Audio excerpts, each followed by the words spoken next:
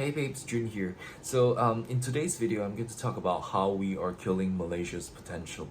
So we are running deep danger of being a monolingual, monoracial, and mono-religion society. And I tell you, this is going to cost us a lot as a whole, as Malaysians, right? And I will focus on using tourism as an example. So we in Malaysia, we are very blessed with natural resources and we are devoid of any kind of natural disasters. And one more thing is that we have one of the best human resources in the world. This is no joke, alright? But unfortunately, our government was not able to see it, and they are running into this rabbit hole of trying to kill off all our potential. Now, let's begin with this. How do I come to this topic about how we are killing Malaysia's potential?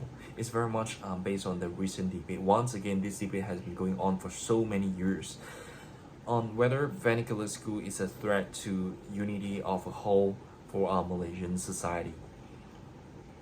I will say that it's not, okay? Because why?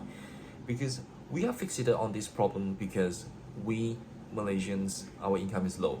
Okay, I think that is our problem, because when our income is low and then the politicians try to divert our attention away, right? So that becomes a scapegoat, and this turns into a racial thing that these people, this pendatang is not willing to conform to the local society. Why are you speaking another language and all that? But I will show you how this is actually a blessing of Malaysia, and unfortunately we are too narrow-minded to even learn to know how to appreciate this. Okay, so look at what we have, the education system that we have in Malaysia. We have got schools that use Malay as a medium of teaching, right? And also using English as a medium of teaching, using Chinese as a medium of teaching, and also using Tamil as a medium of teaching. And we have got government school, we have got independent school, we have got international school, and we have got local universities, and international universities who set their branches here in Malaysia, right? So we have got all sorts of diversity here.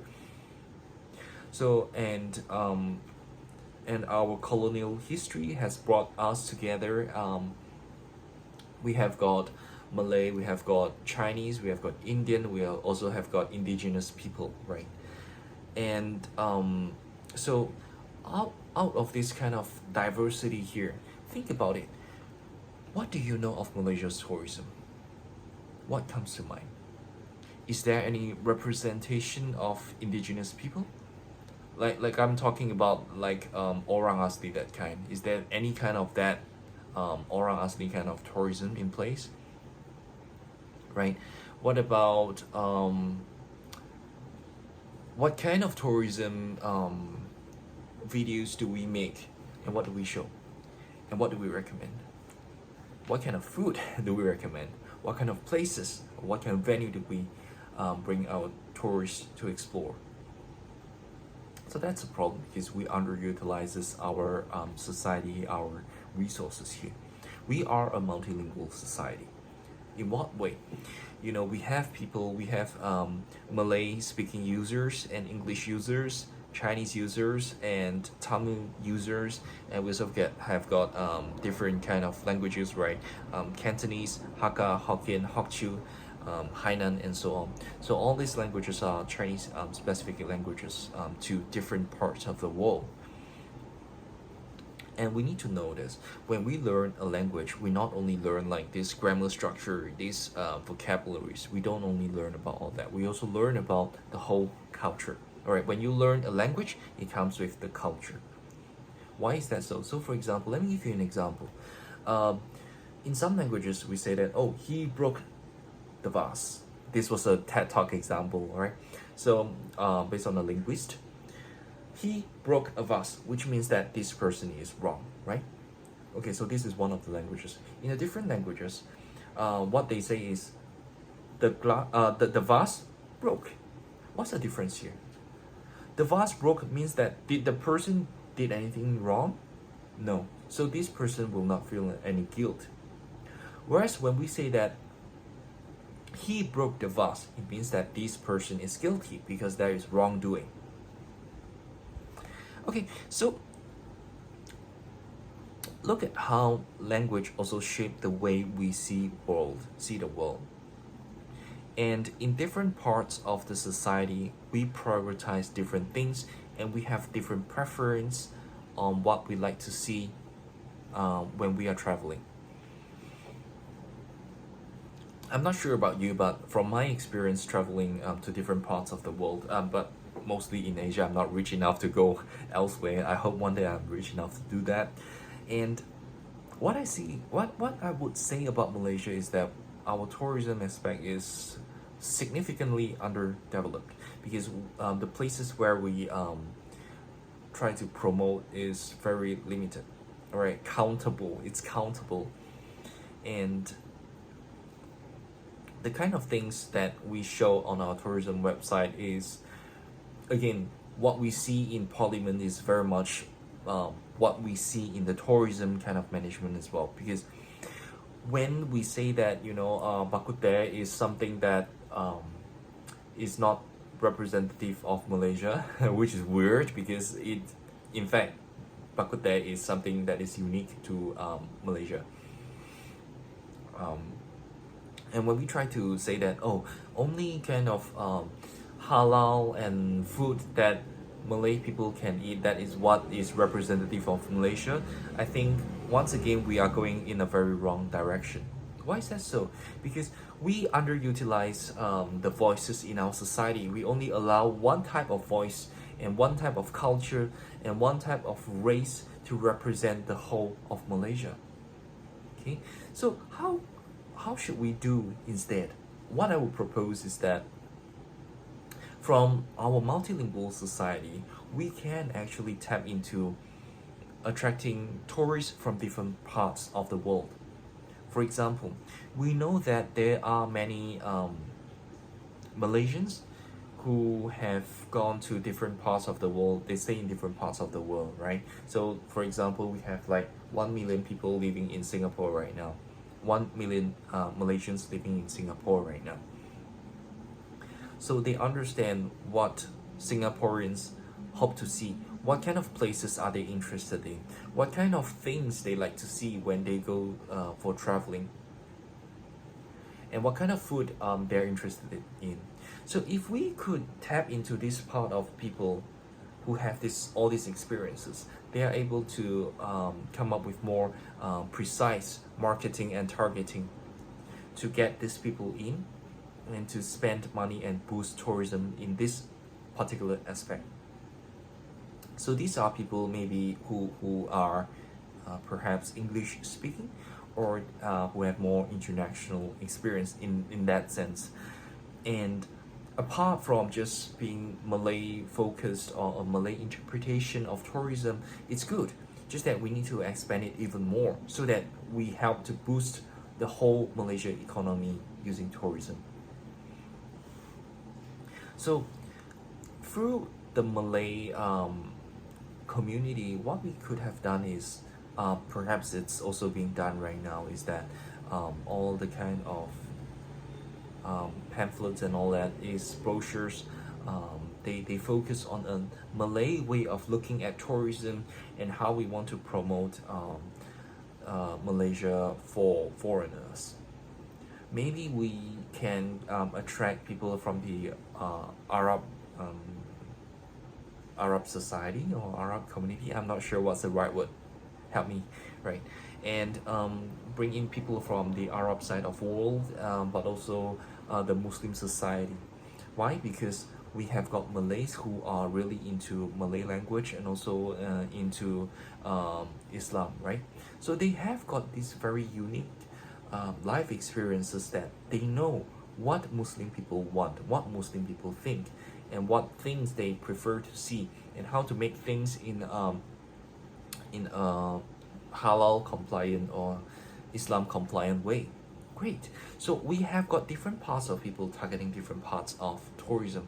So Malay people, they will target more on this Arab or Muslim society, and also people in this Malay archipelago that speaks this language or understand these languages, bring them in and show them things that they want to see, and um, leave them with an impression that wow, Malaysia is so beautiful, it's so amazing. I like to attract even more people coming back to visit Malaysia, right? Some experiences that they will not forget in their lifetime.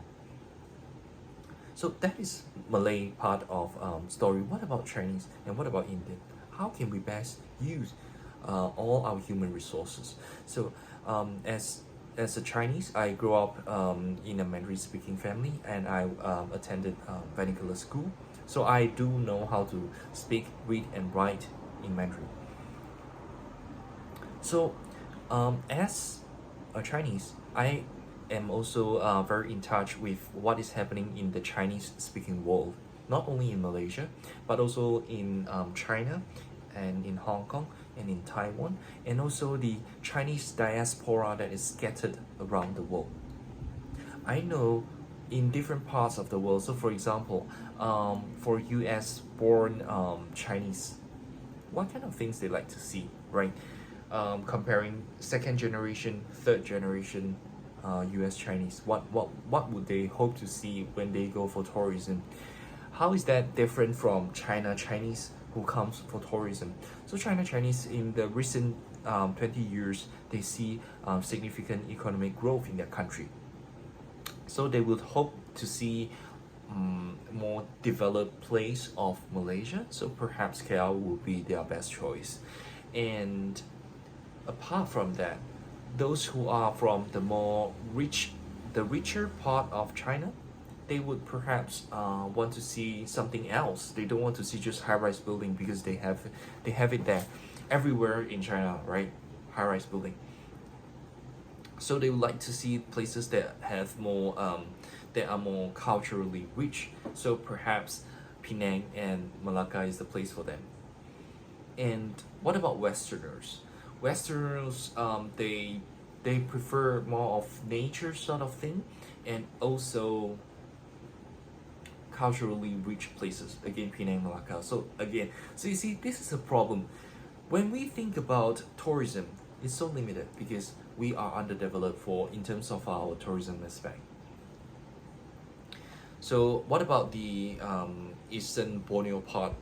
Are they is the tourism done promoted enough?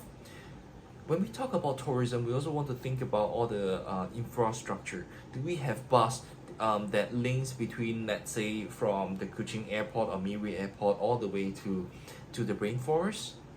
Or what kind of mode of transport do we have there? Can they use Google Map to assess to know what kind of transport they need in order to reach from place A to place B?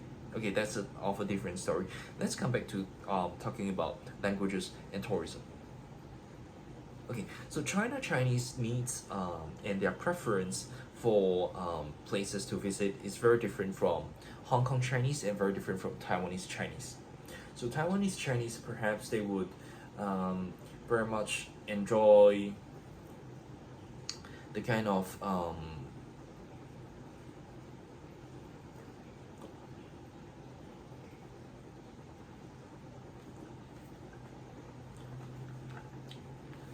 so Taiwanese Chinese.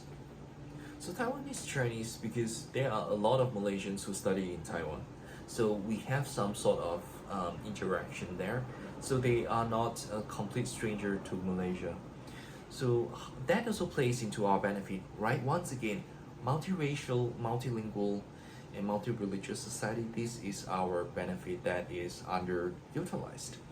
So we could have gotten these Malaysians who studied in Taiwan, bring them back, right? Pull them into this tourism department and ask them, what do Taiwanese like to see when they have free time? Where do they go for travel? What do they like to see? Where do they like to play? Is it more theme park, or is it about high-rise building or modern infrastructure, or is it about more nature kind of places, or is it about culturally rich places? And also about food. the food preference between Hong Kong Chinese, China Chinese, Taiwanese Chinese, and US born Chinese is very different. But we Malaysian Chinese, we are very much in touch with what's happening in this Chinese diaspora world.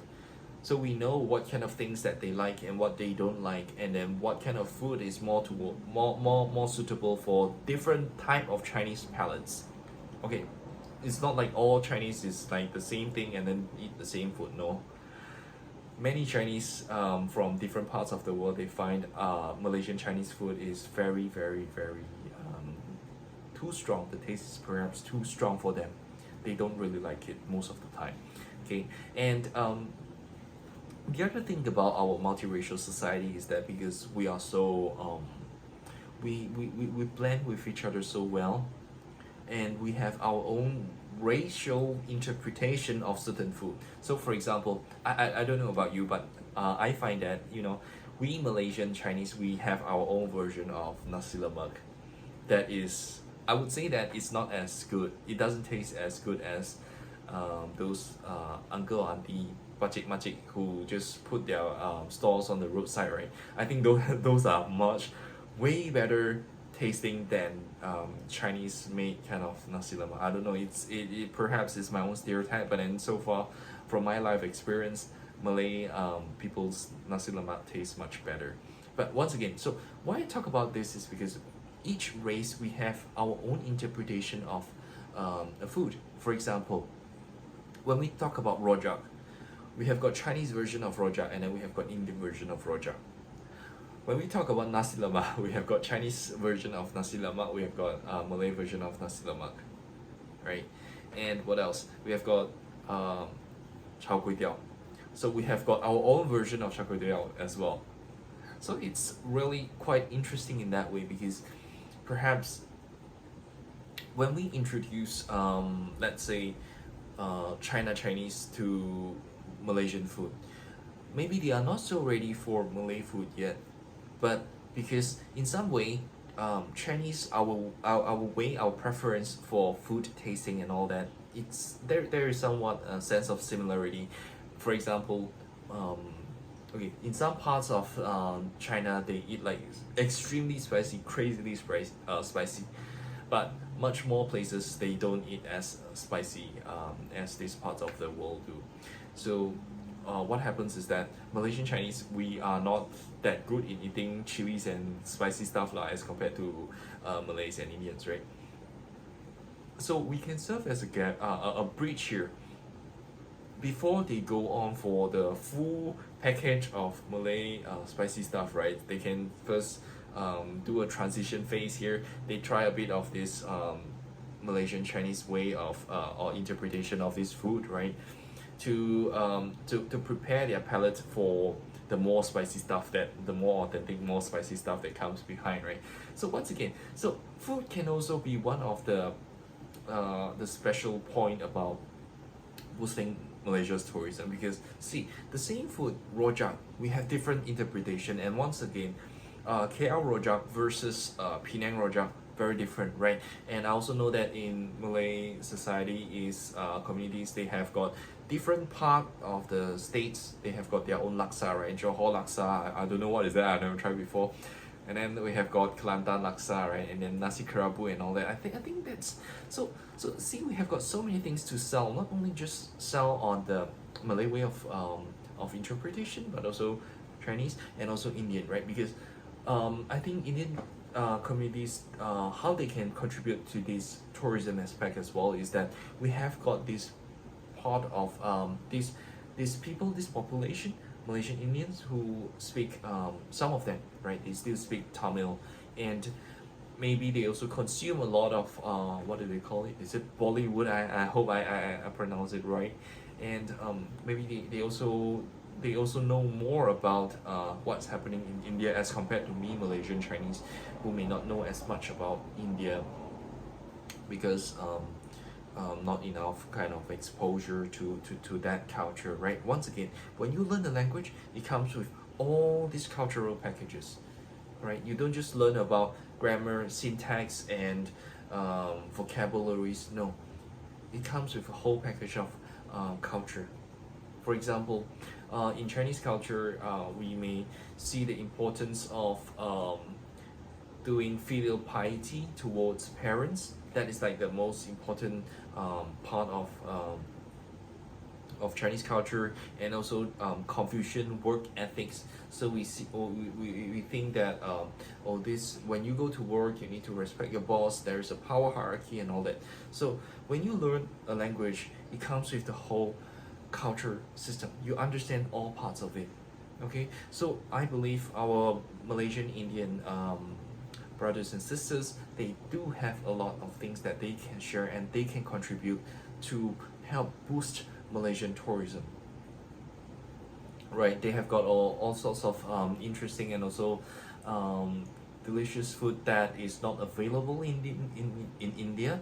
Is that when they come into Malaysia and they start mixing with each other, right? We mix different race, we mix with each other, and how we come up with our own Malaysian version of food, right? Malaysian Indian specific kind of food. So for example, I know that roti canai doesn't exist in anywhere else in the world except in Malaysia, right? I'm a bit, I don't know as much about Indian food. I only eat like dosa and roti and naan, that kind of thing. Yeah, because of some dietary restrictions that limited what I can eat. Yeah, so just look at how being multiracial and multilingual, we can target different parts of the people of the world, right, and bring them in for to help boost our tourism. And look at what Malaysia is doing right now. We are definitely underutilizing our resources. So I wouldn't think that abolishing vernacular school is the right thing to do, because when we push ourselves towards being a monolingual, monoracial, and mono-religion society, we pale in contrast. It's just like just another part of the world. What's so special, right? We underplay all the kind of blessings that we have. It's like you don't know, you know, you have got the best diamond in the world, but then you thought that this is just a rock, and then you just throw it in the backyard of your house, and you show everyone, you know, the muddy roads, and say that, oh, this is the best thing we can offer. No lah, right? We have got our own diamond, right? Our diversity is our diamond, and we have got so much to offer for Malaysia and for the world. We can do much better as a whole, as a society.